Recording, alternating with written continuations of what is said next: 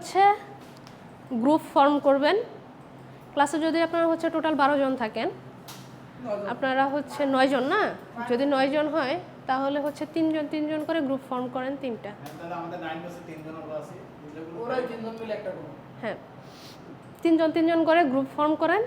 করে আপনারা যেটা করবেন, ফাইনালি হচ্ছে আমাকে একটা পেপার, হ্যাঁ একটা পেপার জমা দেবেন, থিসিস পেপার জমা দেবেন। হ্যাঁ, ওইটাতে হচ্ছে আপনাদের মানে আপনাদের যে 30 মার্কসের ইভ্যালুয়েশন আছে আমার কাছে, ওই পেপার থেকে আসবে আর কি। এখন এই পেপারটা হচ্ছে টপিক সিলেক্ট করে নেবেন নিজেরা, মানে আপনাদের পছন্দ মতো। কারণ হচ্ছে রিসার্চের টপিক কি, যদি আমি আপনাদের সিলেক্ট করে দেই, ধরেন টপিক আপনাদের ভালো লাগে না, তখন হচ্ছে সেটা নিয়ে কাজ করতে ইচ্ছা করবে না। রিসার্চের ব্যাপার যেটা, সেটা হচ্ছে আপনার আগ্রহ থাকা খুবই জরুরি। যে বিষয়ে আপনার আগ্রহ, আপনি সেটা নিয়েই কাজ করবেন। আগ্রহ না থাকলে সেটা নিয়ে কিন্তু কাজ হবে না, বুঝতে পারছেন? তাহলে এমন টপিক সিলেক্ট করবেন, স্যাম্পল টপিক বলতে যে কোনো কিছু নিয়ে। যেমন ধরেন গত 2 সপ্তাহে যে আমি আপনাদের পেপার সামারি করাচ্ছিলাম, সেখানে হচ্ছে দেখেন আইওটি ছিল, আর কি ছিল, ওয়্যারলেস সেন্সর নেটওয়ার্ক ছিল, ব্লকচেন নিয়ে করতেছিল। এরকম আপনার যেটা ইচ্ছা আপনি সেটা নিয়ে করতে পারেন। তার আগে আপনারা যেটা করবেন, আপনারা হচ্ছে 3 জন করে গ্রুপ করবেন। মেয়ে 2 জন যে আছেন, আপনারা এক গ্রুপে থাকবেন না, আপনারা হচ্ছে অন্য 2 জনের সাথে গ্রুপ করবেন। মানে ওই দুইটা একসাথে থাকবে না, এটাই তো? হ্যাঁ, আমি তো এটাই চাই। তাহলে আমি গল্প করে দিই। কারণ আর কার সাথে ম্যাম সবাই তো কন্টাক্ট করে না। এখানে আমার মেন কথা হয় ম্যাম এর সাথে আর আমাদের ফাইনাল প্রজেক্ট হচ্ছে আমরা 3 জনই হই।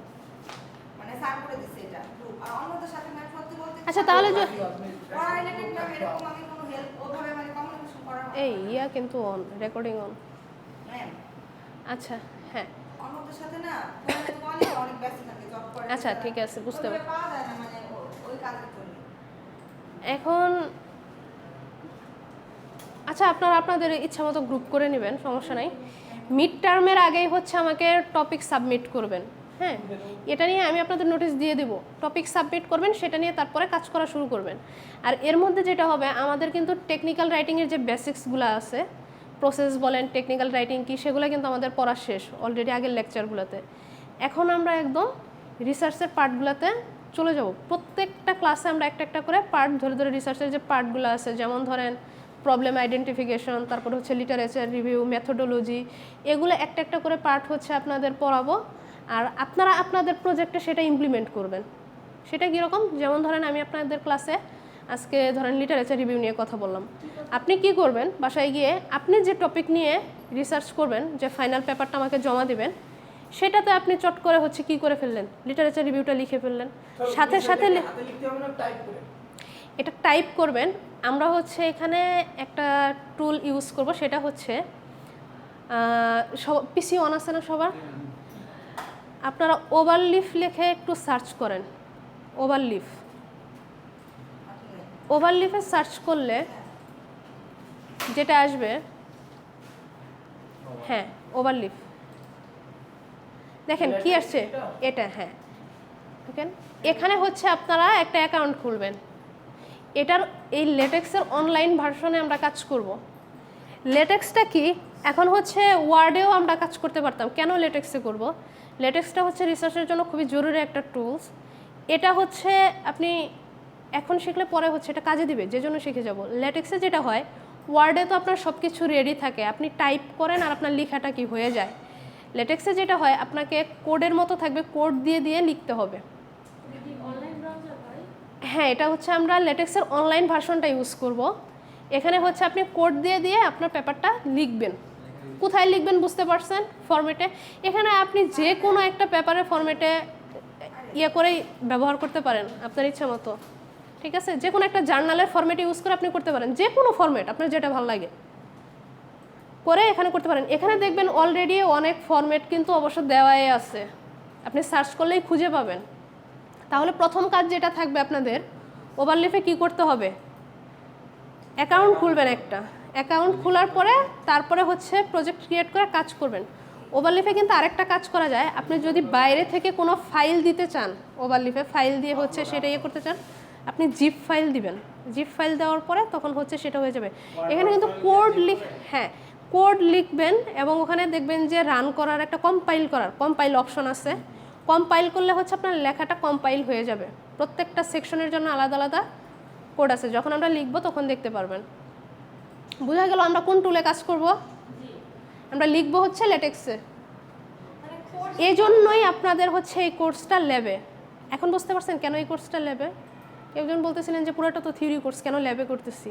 কারণ এই যে লেটেক্সে কোড দিয়ে দিয়ে আমরা লিখবো, এবং আজকের পর থেকে আপনাদের যতগুলা সামারি হবে, ঠিক আছে, যতগুলা সামারি লিখবেন সবগুলো হচ্ছে লেটেক্সে লিখবেন, লিখে জিপ ফাইলটা আমাকে দিয়ে দিবেন বা আপলোড করবেন। কোডটা আমি শেখাবো তো আপনাদের, সমস্যা নেই, ওটা শিখিয়ে দিব। আচ্ছা, এখন আসেন আমরা রিসার্চের কাজে আসি। আসলে রিসার্চ জিনিসটা কি? দেখেন, রিসার্চটাকে যদি এভাবে ভাঙাই, এটা তো অর্ডার লেখার মতো, আমি যদি অর্ডার লিখি তা হবে না মিস? না, লেটেক্সেই করবো আমরা। দেখেন, দুইটা পার্টে ভাগ করলাম রিসার্চ কথাটাকে, একটা হচ্ছে রি আর একটা রি মানে কি বোঝাচ্ছে? এগেইন অ্যান্ড এগেইন হতেই পারে, তাই না? আর সার্চ মানে কোনো কিছু আপনি ইনভেস্টিগেট করতেছেন। তাহলে রিসার্চ মানে বোঝাচ্ছে যেটা আপনি হচ্ছে বারবার কোনো একটা জিনিসকে ইনভেস্টিগেট করতেছেন, এরকম কিছু একটা। তো রিসার্চটা হচ্ছে আপনি স্পেসিফিক একটা টপিক নেবেন, সেই টপিক নিয়ে আপনি সেটা একটা প্রবলেম, প্রথম কাজ যেটা হচ্ছে আপনাকে একটা প্রবলেম আইডেন্টিফাই করতে হয় রিসার্চে। এখন অনেকে দেখা যায় কি করে কি, আপনার প্রবলেম মানে একটা জিনিস সলভ করা, সেটাতে ও প্রবলেম সৃষ্টি করে সেটা আবার রিসার্চ করতে চায়। ব্যাপারটা হচ্ছে ওরকম করে হবে না।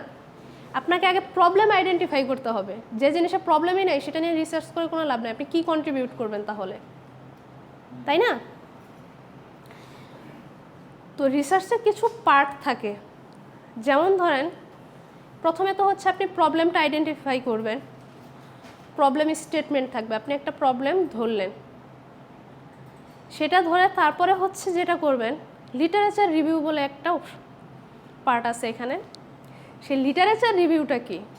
লিটারেচার রিভিউতে যেটা হয়, আপনি যে প্রবলেমটা নিয়ে কাজ করতে চাচ্ছেন সেটাতে বাকি প্রিভিয়াসলি কে কে কী কী কাজ করছে এবং ওই প্রবলেমটা কেউ সলভ করছে কি না, করলেও কোন মেথডস ফলো করে তারা করলো সেটা, এবং ওই মেথডসে তারা হচ্ছে কতটুকু সাকসেসফুল হলো, এই জিনিসগুলো হচ্ছে আইডেন্টিফাই করা হয়।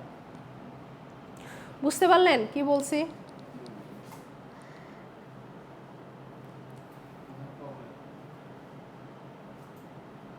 আচ্ছা, তাহলে রিসার্চ করার জন্য আপনাকে প্রথম যেটা হইতে হবে, মোটিভেটেড হতে হবে। এখন মোটিভেশনটা অনেক জায়গা থেকে আসে। ধরেন আপনি কোনো একদিন দেখলেন সকালবেলা হচ্ছে কি করলেন, মর্নিং ওয়াকে গেলেন, আপনার এক ফ্রেন্ডের সাথে দেখা হলো, আপনি শুনলেন যে আপনার ফ্রেন্ড হচ্ছে ব্লক চেন নিয়ে রিসার্চ করতেছে। শুনে আপনার কাছে মনে হলো আচ্ছা ঠিক আছে, ব্যাপারটা খুব কুল, তাহলে আমিও রিসার্চ করি। এটাও কাইন্ড অফ মোটিভেশন, কিন্তু আপনার ফ্রেন্ডকে দেখে আপনি মোটিভেটেড হলেন। তবে এখানে একটা কিন্তু আছে, আপনার ফ্রেন্ডের ব্লক চেন ভালো লাগতেছে, ইন্টারেস্ট আছে সেখানে, আপনারও যে থাকবে সেটা কিন্তু সেটার মানে নাই। এখন আপনি যদি ফ্রেন্ডের কাছ থেকে মোটিভেট হয়ে ফ্রেন্ডের টপিক্সে আসেন, কিন্তু আপনার ভালো লাগতেছে না, একটু পরে কাজ করার পরে দেখবেন আপনার কি হচ্ছে, ওইটা আর ভাল লাগতেছে না, তখন কিন্তু করতে পারবেন না। রিসার্চ হচ্ছে অত্যধিক ধৈর্যের একটা কাজ। যদি পছন্দের টপিক না হয়, ধৈর্য নিয়ে আপনি সেটা শেষ করতে পারবেন না। তাহলে তাহলে রিসার্চের আগে যেটা করতে হয়, আপনাকে হচ্ছে মোটিভেশন। অনেক সময় হয় কি, আপনি যখন কোনো প্রফেসরের আন্ডারে হচ্ছে ধরেন রিসার্চ করবেন, আপনি তাকে মেইল করলেন, সে অনেক সময় আপনাকে জিজ্ঞেস করে যে আপনার মোটিভেশনটা কি, এটা বিহাইন্ডে মোটিভেশনটা জানতে চায়। তো মোটিভেশনটাও হচ্ছে আপনার ইম্পর্টেন্ট রিসার্চের ক্ষেত্রে, ঠিক আছে?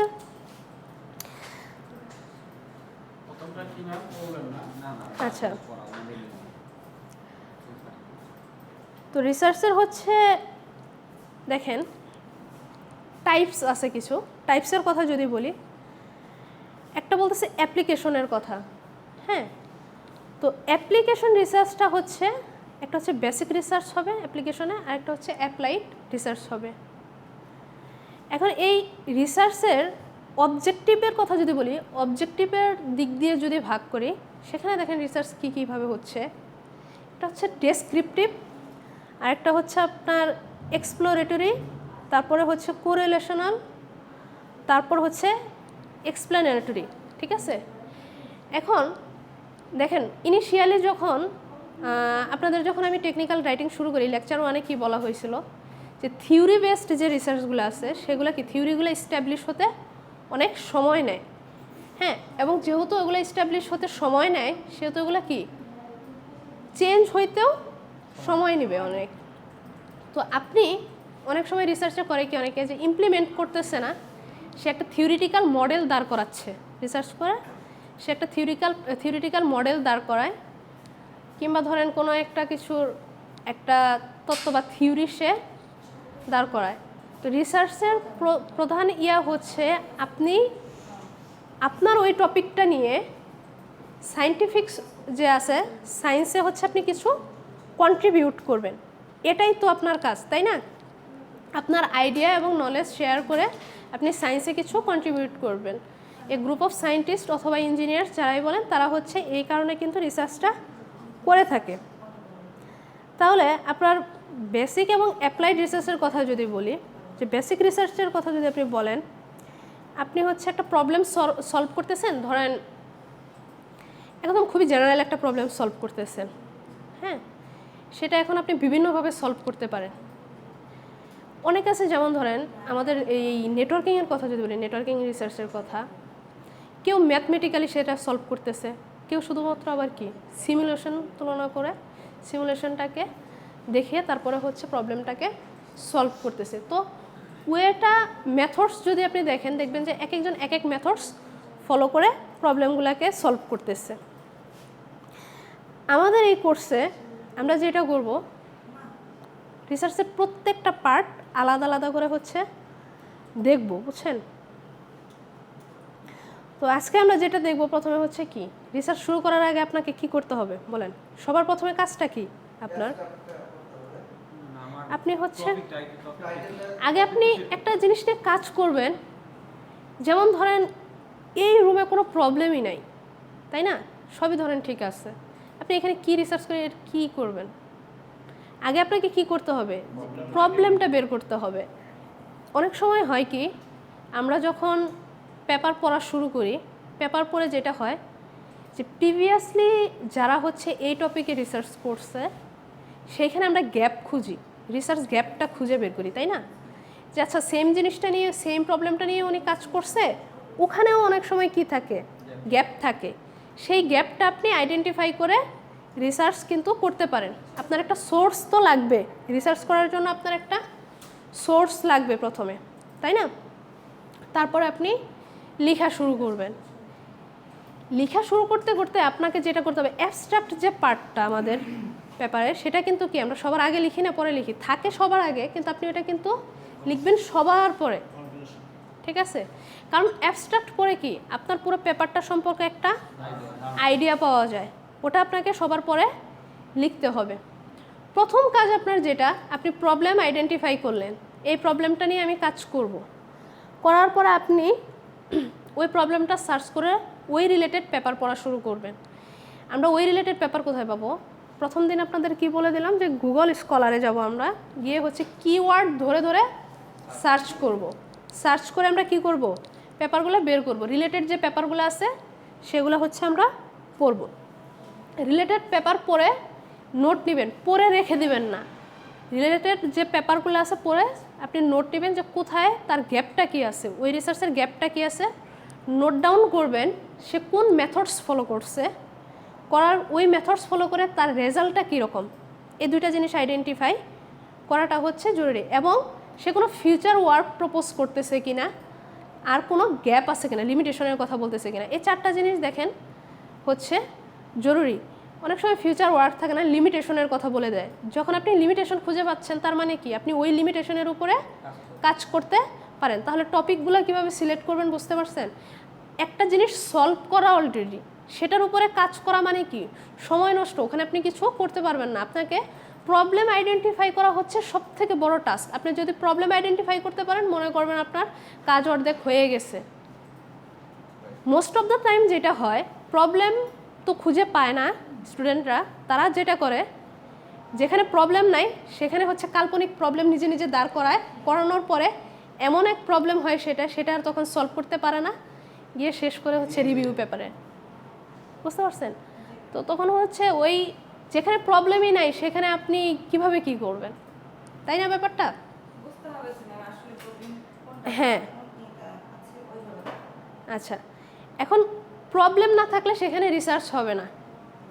আপনার যেখানে এমনই কোনো মানে পেপার খুঁজে বের করতে হবে হ্যাঁ যেটাতে প্রবলেম আছে। এখন বলা হয়েছে যে তাহলে প্রবলেমটা, হ্যাঁ এটাই পয়েন্ট। আপনাকে ভাবতে হবে, ব্রেন স্টর্মিং করবেন। দেখেন টেকনিক্যাল রাইটিংয়ের যে প্রসেস আছে প্রসেসের মধ্যে ট্রেডিশনাল প্রসেস বলেন আর বর্তমানে যে প্রসেস বলেন দুইটাতেই একটা জিনিস আছে, সেটা হচ্ছে ওখানে বলে ব্রেন স্টর্ম করার কথা। ব্রেন স্টর্ম কি আপনি জিনিসটা নিয়ে ভাববেন, ঠিক আছে, জিনিসটা নিয়ে আপনি ভাববেন, ভাবতে ভাবতে দেখবেন যে অনেক সময় কি নিজেরও একটা আইডিয়া চলে আসছে, ব্রেন স্টর্ম করতে হবে। আর সবচেয়ে বড় কথা ব্রেন স্টর্ম করেও যখন দেখবেন যে কিছু হচ্ছে না, আপনি পেপার পড়তে পড়তে আপনার আইডিয়া চলে আসবে। প্রথম কাজ হচ্ছে আপনি তো এতদিনে জানেন যে আপনার কোন এরিয়াতে ইন্টারেস্ট, তাই না? সেটা ধরে আপনি পেপার খোঁজা শুরু করবেন এবং পেপার পড়তে পড়তে আপনি আমার হচ্ছে রান্না আপু কি ওকে ফাইন, আপনার যেহেতু রান্না সেহেতু আপনি দেখেন রান্নার সাথে হচ্ছে আপনি টেকনিক্যাল রাইটিংয়ের কোনো মেলবন্ধন করতে পারেন কি না, তাই না? হ্যাঁ, এখন আপনি এমন একটা সিস্টেম ডেভেলপ করেন আইওটি দিয়ে যেটা হচ্ছে অটোমেটিক্যালি আপনার রান্নার কোয়ালিটিটা হচ্ছে মনিটর করবে, যে আপনার রান্নাতে সব কিছু ঠিকঠাক আছে কিনা। এটাও কিন্তু আপনি করতে পারলে এটা হচ্ছে রিসার্চ, ঠিক আছে? এর মধ্যে মোটিভে আছে, কিছু মোটিভে বের করেন। বুঝতে পারছেন? হ্যাঁ, তাহলে ওটা ইমপ্রুভ করেন যদি অলরেডি থাকে।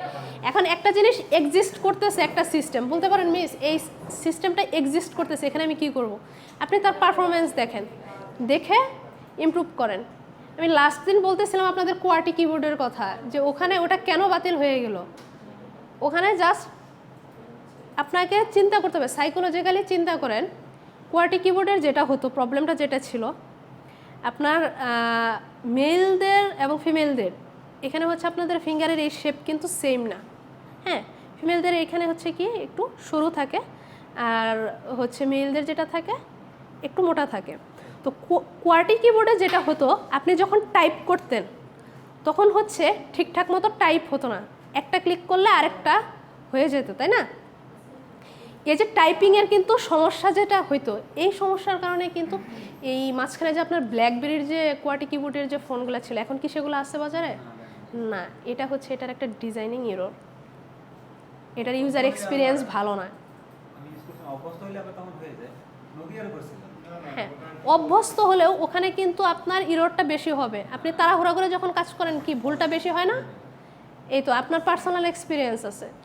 তো এগুলো হচ্ছে খেয়াল রাখতে হবে আপনার প্রত্যেকটা সিস্টেমেরই, দেখতে হবে যে সেটার আসলে কতটুকু ইফেক্টিভ, সেটাতে কোনো প্রবলেম আছে কিনা। যদি প্রবলেম থাকে আপনি সেটা ইমপ্রুভ করেন, তাই না? তো আপনি যখন কোনো প্রবলেম নিয়ে কাজ করবেন বা কোনো আইডিয়া নিয়ে কাজ করবেন, প্রথম আপনার কাজ যেটা থাকবে আপনি সেটা নিয়ে ব্রেন স্টর্ম করবেন যে এটা এভাবে এভাবে করা যায়, ড্রাফট করলেন আর কি। করার পরে আপনি ইনফরমেশন গ্যাদার করবেন। হ্যাঁ, তো করার পর আপনি হচ্ছে ইনফরমেশন গ্যাদার করবেন ওই জিনিসটা নিয়ে। ইনফরমেশনটা আপনি কিভাবে গ্যাদার করতে পারেন?